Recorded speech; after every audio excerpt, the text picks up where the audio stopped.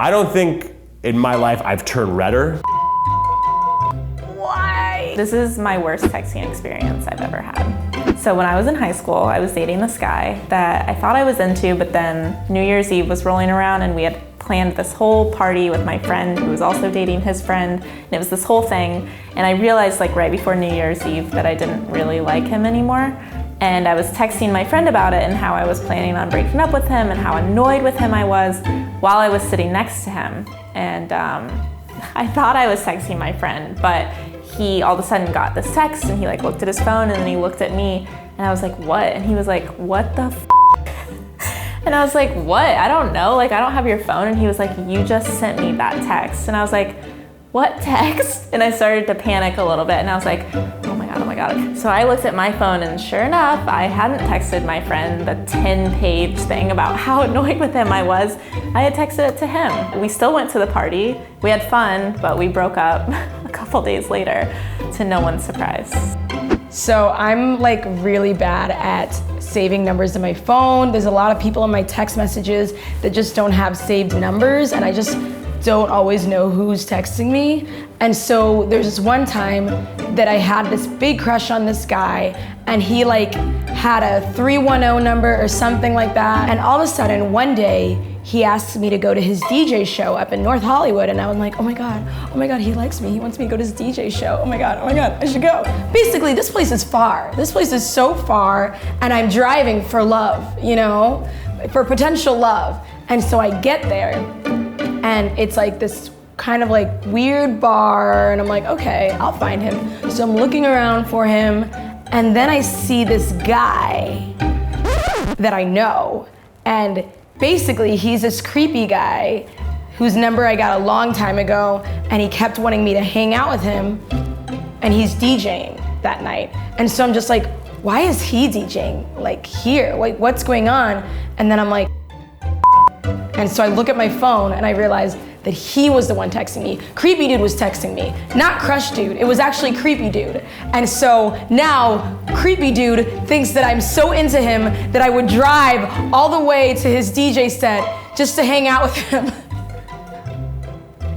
You know, you'd think I'd learn from that, but I don't. So probably about 3 or 4 years after I graduated college, I was working in New York City, was having a steady job, was feeling great about life. And you know, Facebook was the way you communicated with a lot of people, you know, back in college. And so I went on a limb and was talking to this girl. Like, hey, I see her in New York City, you know, she just graduated about a year or so before. I was like, we should meet up for a drink, or, you know, grab some dinner or something. She wrote back, she's like, hey, would love to. I actually work, you know, in Midtown, which is where I work. I was like, great, let's just go grab some dinner after work. And she was like, fantastic. I didn't want to like think it was like a date. We didn't call it anything. It was just like hanging out, but I was just like so excited to be hanging one-on-one. We've always vibed. We always had good conversations in college, but I was always too afraid to ask her out, or I was always dating someone and she was always dating someone. So just never the opportunity arose. I told a couple of my friends I was going out with her. Some of my friends that went to college with us as well. They were texting me throughout the night, and this is before even iPhones. This is just like regular old school, like Nokia phones, like, you know, have to press like 2-3 times to get to B or C and stuff like that. And so I'm texting her, she went to the bathroom, I texted, and then I text some friends like, yeah, it's going well, we're just having a good conversation. I'm not like, you know, stressing about it. A couple drinks go down, and so I just pick up my phone and I start texting my friends. I'm like, I can't believe I'm hanging out with this girl. She's so beautiful. You know, I hope something happens. You know, I can't remember the exact text, but I just remember saying, she is so beautiful. And her phone vibrates, and she goes, sorry. She goes, might be my friend. And she opens up the phone, and it's a text from me. I texted her, I can't believe how beautiful she is. Like, I'm so happy to be on this date right now. And she looked at me and she goes, huh. And I go, what, is everything all right? She goes, yeah, but did you mean to text me how beautiful I was? I don't think in my life I've turned redder, like a full shade of dark red. Like almost like I was choking, like I needed the Heimlich maneuver at the restaurant. And she was just like, it's cute, I appreciate it, but you know, like, I thought this was just like a friend thing. And I was just like, totally is.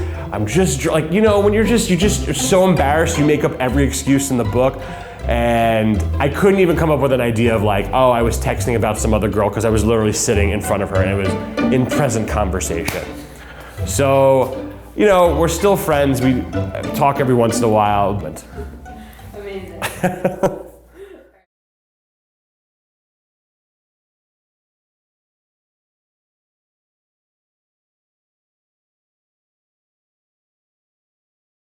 Hey guys, we're Did you know it's Hispanic Heritage Month? no me diga. For more Latino content, subscribe here.